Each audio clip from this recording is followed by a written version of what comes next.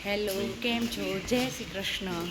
આજે શનિવાર છે, સવારની સ્કૂલ છે, વહેલા ઉઠી ગયા છીએ અને જાનકીબેન સ્કૂલ જતા જોરાવે છે, તે રડે છે અને રેડી કરી છે મેં એને. જાનકીને સ્કૂલે મૂકીને આવી ગયા છે. એને સ્કૂલે આઈ થિંક 10:30 લેવા જવાનો ટાઈમ છે.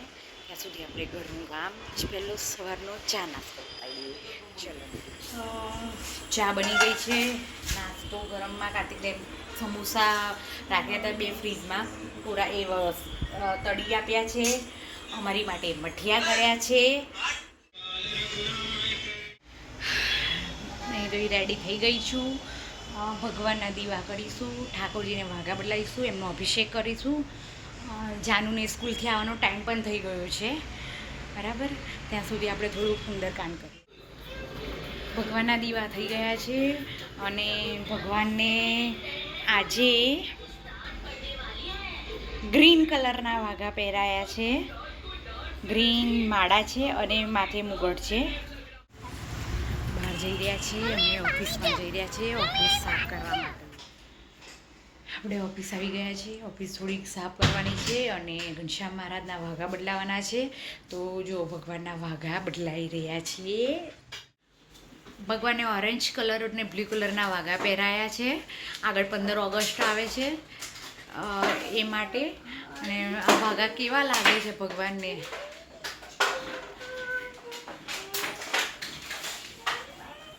એ મને ઘનશ્યામ મહારાજના વાઘા બદલાઈ રહ્યા છીએ.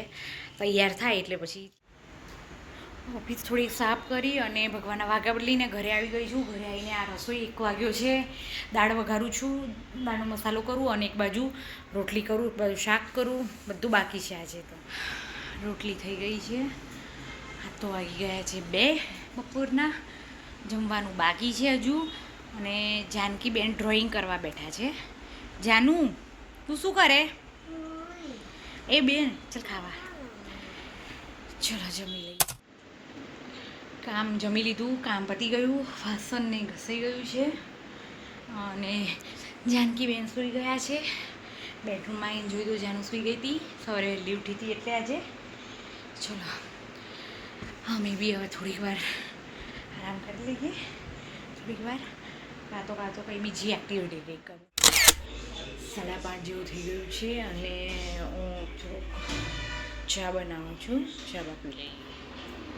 શું બનાવું ખાવા એ વિચારતી હતી. કાર્તિકે વઘારેલી ખીચડી ખાવી નથી એને, તો હવે બટાકું સમારું છું અને મમરાની ખીચડી બનાવવાનો વિચાર કરું છું. તો મમરાની ખીચડી બનાવું. બટાકા અને શીંગદાણા સાતળવા મૂકી દીધા છે. આપણા મમરા ધોઈને રેડી કરી દીધા છે. થોડાક લેવા પડશે.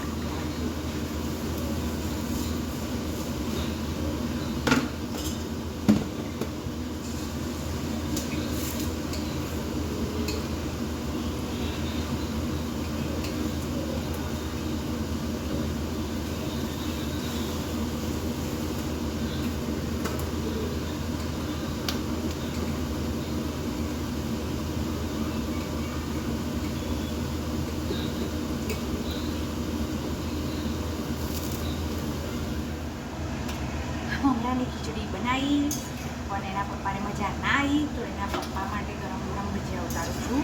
એના પપ્પાને ઓછી ખાઈ તો એમને પસાર થોડો પડી રહ્યો છે, તો એમને ભજીયા ખાવા હતા, તો તે માટે ગરમા ગરમ ભજીયા બનાવું છું. જેને ખાવા હોય આવી જાઓ. ભજીયા ગરમ ગરમ ચા સાથે ભજીયા. મમરાની ખીચડી રેડી થઈ ગઈ છે. આની અંદર ટામેટાં, તલ બધું એડ કરાય. મેં નથી કર્યું. ધેરિયા આવીને ગઈ છે. 11:15 જેવું થયું છે. વરસાદ બહાર ચાલુ થઈ ગયો છે બરાબરનો. અને જાનકીબેન ખોટો કકરાટ કરી રહ્યા છે. એને ઊંઘાય છે.